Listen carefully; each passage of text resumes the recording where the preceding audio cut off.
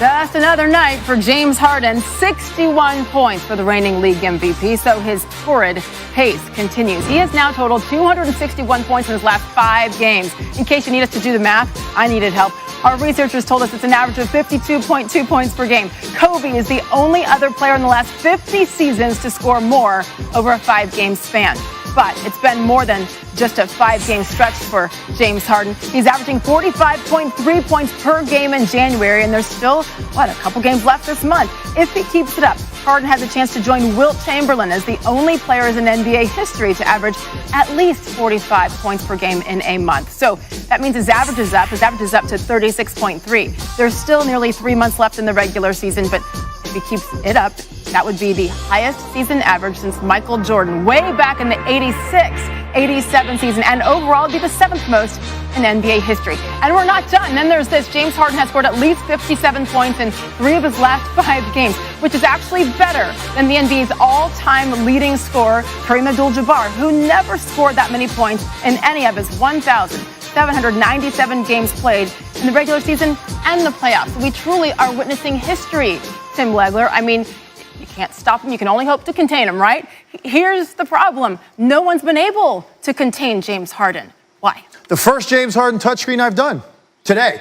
I was going to say. I've done one every day for the last 2 months, and we're going to do another one because what you're talking about, a couple things that he brings to it, that if he didn't have either one of these qualities, he couldn't be pulling this off. The first is the ability to make the step-back 3 off the dribble, and here's how it's set up. First of all, if he sees anybody playing him straight up in front and he's got this kind of space and distance, he knows right now he's got you at his mercy. The teams that have had success against him have gotten up here, high on this shoulder, forcing him to his right hand.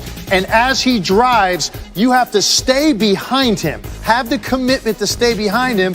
And then you've also got to get somebody playing center field to meet him up here. Well, the Knicks don't do any of those things. So now he knows he can get to a certain spot for this step back 3. The thing that amazes me the most about James Harden, he is completely unfazed by a contest.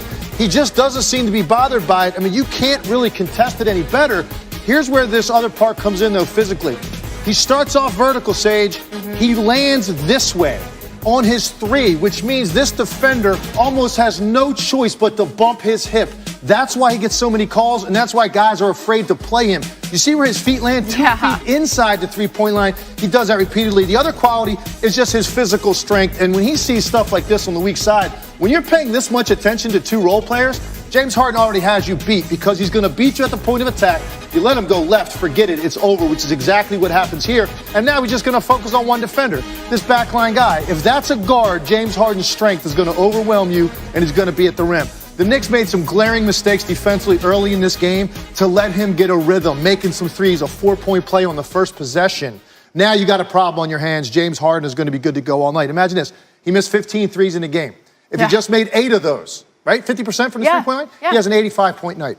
I don't think people realize what they were watching. Don't say that. Don't say that. 85.9. That's insane. Here's the thing. We're still a ways away from the playoffs, but right now, Houston is in 5th place in the Western Conference. They get Chris Paul back tomorrow night, so good news for them. How about the Lakers, though, Tim? They've fallen out of the top 8 since LeBron's injury on Christmas Day when they were 4th.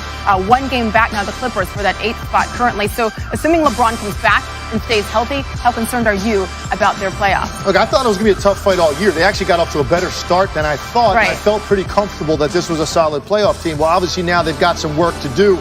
But once LeBron is back, it's a completely different team. And look at what they have had, or I should say, what they haven't had in terms of playmaking. He goes out, Rondo's out, Ball's out. This is a completely different offense when he's on the floor. I think he gave them so much confidence when he was playing early in the year that they're going to get a run going and establish enough momentum down the stretch to somehow get into the playoffs, but their work is cut out for them. They might have hosted a series. That's not going to happen now, I don't believe. Amazing. One injury, what it can do. Still no word on how much longer LeBron will be out with that groin, but we do know he's out tonight against the Timberwolves when they come to L.A. So that's for tonight.